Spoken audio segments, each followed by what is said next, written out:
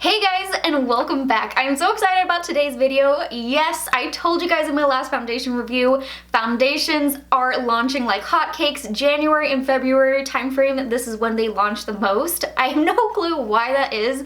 It just seems to happen like this every single year. So I'm trying my best to keep up with the new launches for you.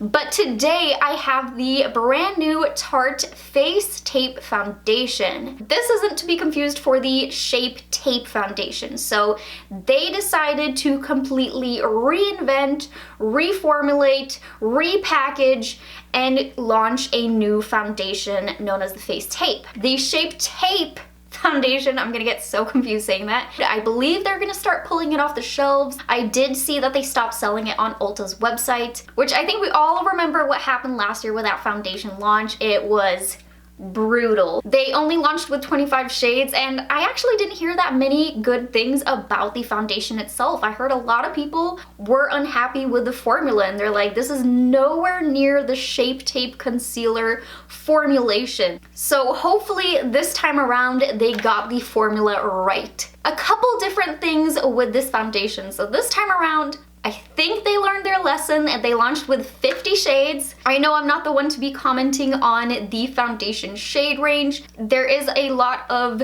split opinions right now saying either it's too late for them to be launching 50 shades, they should have done it the first time around, and then others supporting it. So totally up to you guys whether you choose to support this brand or not. You know, you purchase it, you support them. If you don't purchase it, you know, therefore you don't support them. So let's see if they were actually able to nail it this time around. And let's start talking about the new Face Tape.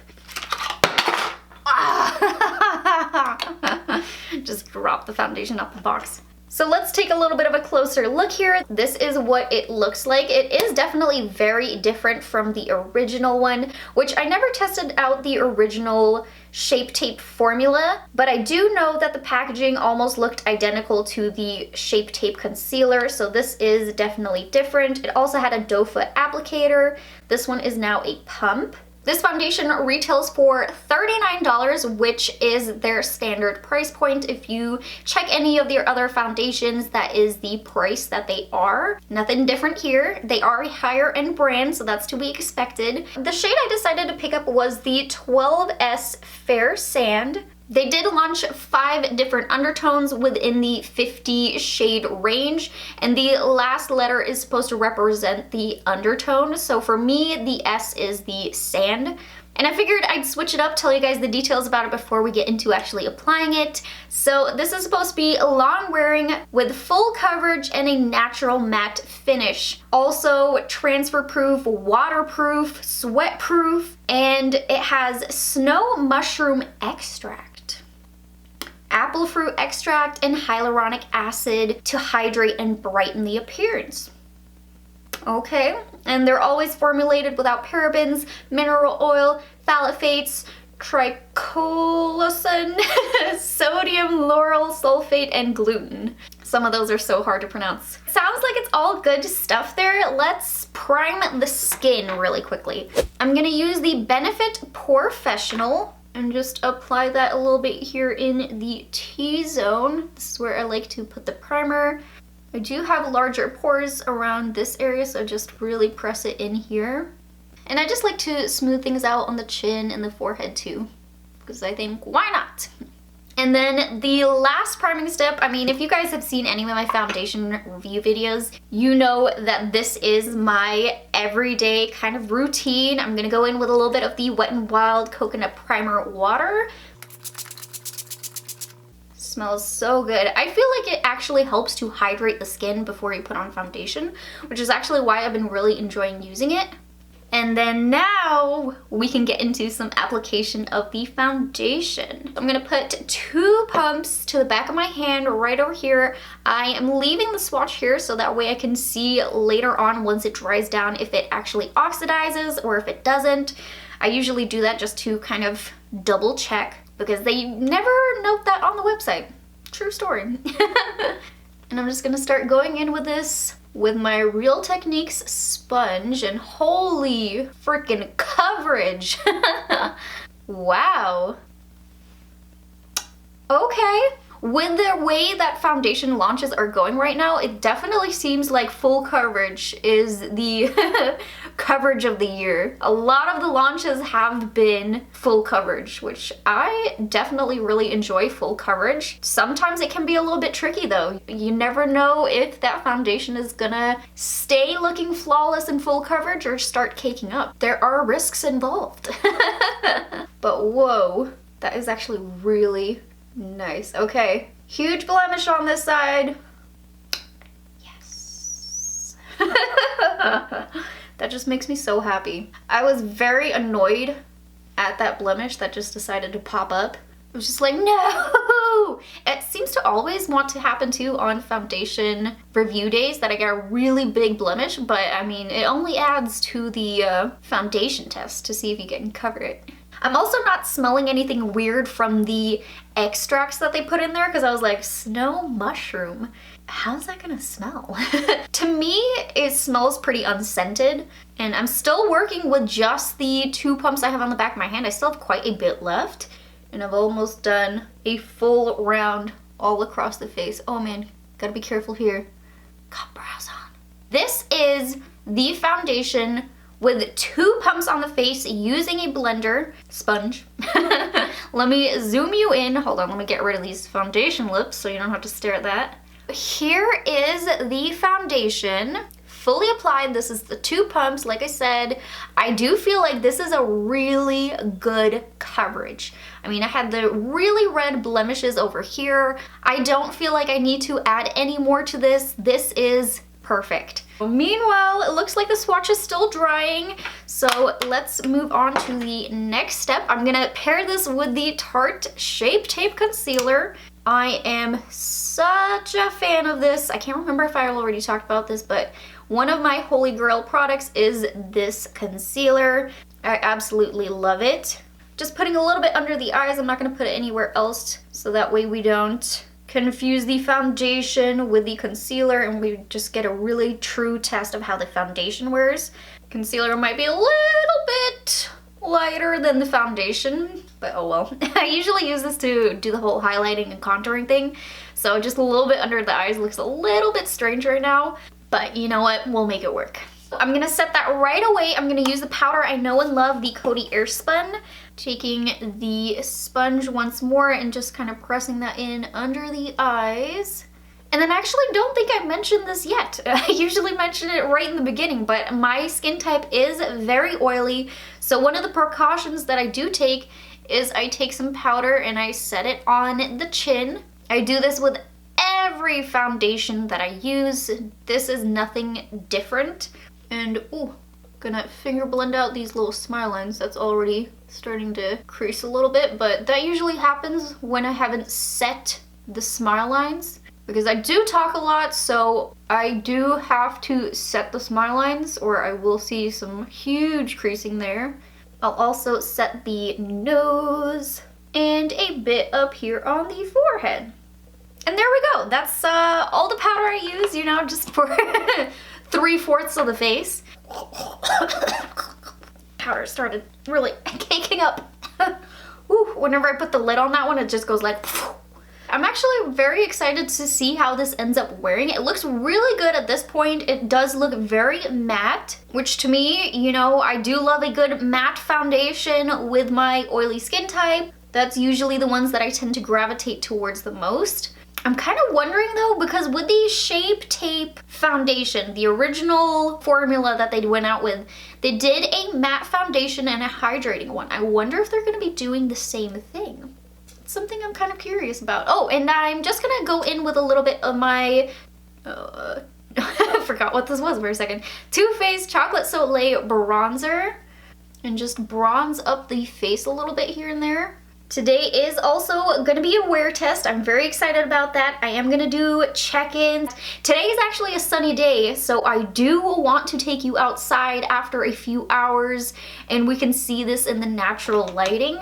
I think that's a huge benefit to be able to see it outside, because you're never going to be inside every day with the foundation, and sometimes when you walk outside with it, can look totally different. You could just be like, oh, walking outside this foundation, just be like, oh my god, let me run inside and take this off. And blending out the bronzer on top of the foundation, it looks really good still. Nothing is being disturbed underneath, which is always a really good test to see if you're gonna move around the product when putting on powders on top. So not doing that, very happy.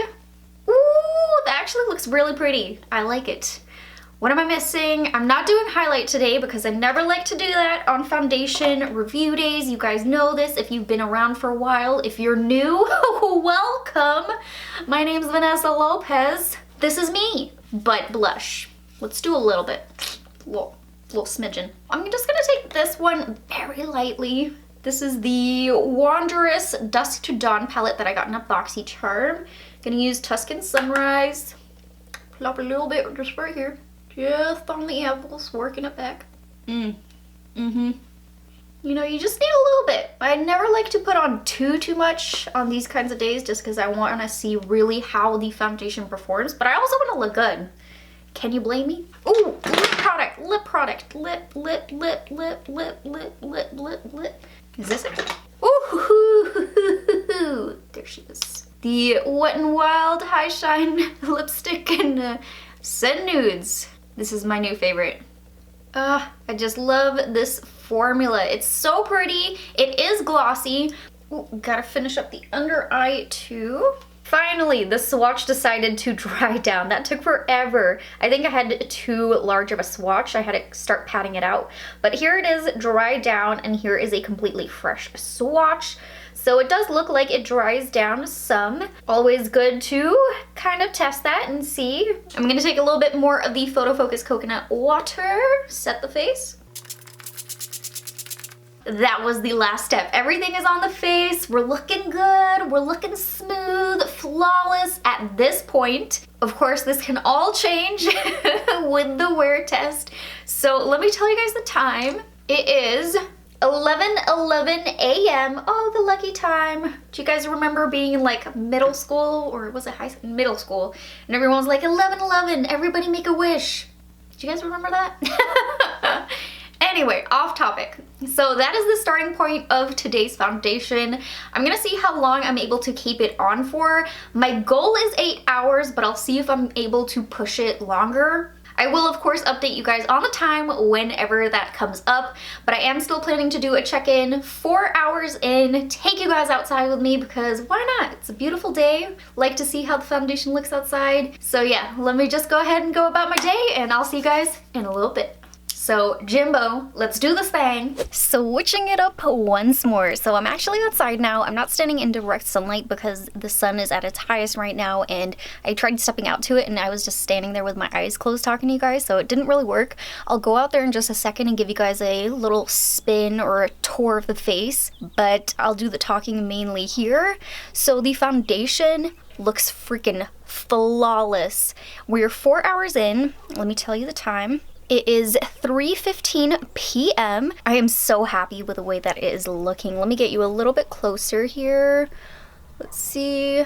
Nothing is fading. I don't feel like I'm getting really oily, but the one interesting thing is actually on my forehead here. You might be able to see it better in the sunlight, but I set it just right up in here, and where I set it, everything is still looking very matte, but right above it where I didn't set it, it's a little bit on the shiny side, like it's starting to get oily. So just something kind of interesting about the foundation, but everything is looking really good so far. Nothing's caking up. Everything is just looking really good. So let me take you to the sun so that way you can see it a little bit better, you know, all of the goods to my face. You can see now why I said I was gonna talk in the shadow, because here it is. Let's look at it. I'm being blinded out here, but yeah, so I will check back in with you guys in a few more hours. Goal is still 8 hours, and we'll see if I can push it a few hours more. So I'll let you guys know how long I wear it with the next check-in. That's gonna be the last one where I tell you guys my final thoughts on it, but so far, I'm very happy. It is now the end of the night and I am ready to give you guys the final check-in. It is now 8:24 p.m. So I've had this foundation on for a little bit over 9 hours now. And I am so ready to show you guys the final result. I think you're gonna be shocked. Okay, so let's start out with the semi-positive. So throughout the face, after 9 hours, it actually doesn't look that oily. It's a little bit all up and down in here, but for 9 hours in with no touch-ups, that's not really bad. But then, let me just show you everything that is going on right up in here. The foundation just started breaking apart. I'm honestly so mad at how this ended up wearing. I was loving it the first 6 hours. It was looking fabulous, flawless. I was raving about it. I even put it on my Instagram stories how much I was loving the new foundation I was testing out. And I was like, ooh, sneak peek, you guys. And then I was just completely let down. It just went like, I mean, it just looks horrendous, and it's so much more exaggerated in real life. Like, if you guys were standing in front of me, you could see it just being a couple feet in front of me. On camera, it always looks a little bit better than it actually is, because that's why I always like to bring you guys really up close and personal so you guys can see everything going on. If I were to give this a rating, you know, had I told you guys earlier in the first check-in, I would have probably given it 4.5 or 5 out of 5 stars. That's how much I was loving it, but now I would probably say that this is like a 3.5 out of 5, and that's maybe being generous.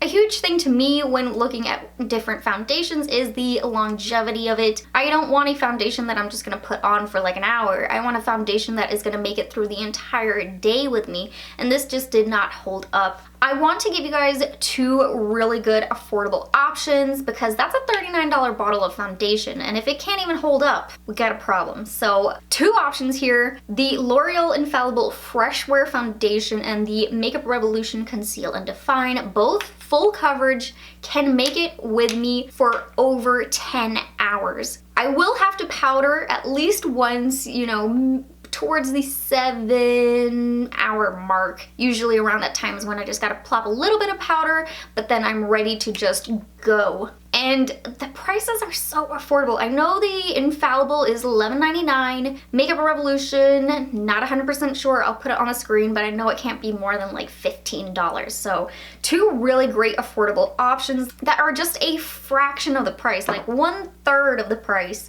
I would definitely recommend those 2 over this foundation. So that's where I'm gonna wrap up today's video. If you guys liked it, please don't forget to hit that like button, subscribe to my channel, and hit that little bell button. And I'll see you guys in my next video. Bye, guys!